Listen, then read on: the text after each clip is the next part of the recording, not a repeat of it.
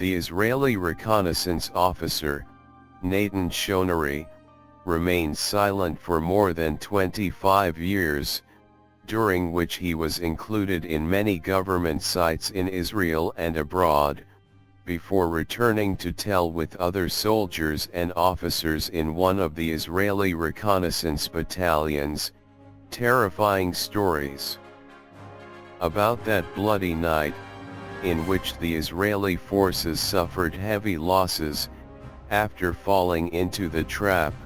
to turn dozens of their tanks and armored vehicles into prey in the battle known in many military literature around the world, as the Chinese Farm, and is still taught in many specialized academies, as the fiercest battle, in armored battles in modern history. There was a parachute battalion that tried to infiltrate that night into the heart of the battle, and it included groups of the finest reservists. As the broken voice of an eyewitness says of that night that remained for many years, as close as possible to a closed black box. None of its members, whom the Israeli press at the time called war foxes, despite the passage of more than a quarter of a century, did not dare to succeed in getting rid of those difficult nightmares that haunted them every evening, and remember what happened that night, which was the darkest darkness for everyone who lived it. The film, made in the early 1990s, which only took half an hour to show about that battle, has been available online for years, and in the film it presents several eyewitness accounts in a picture very close to the truth.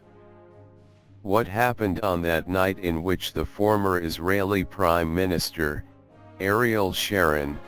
escaped certain death, or at least fell into captivity.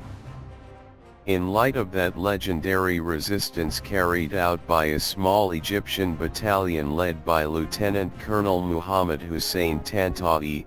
it moved east of the canal after crossing it, and faced Sharon's attempts to storm the canal from the Dever area, and cross it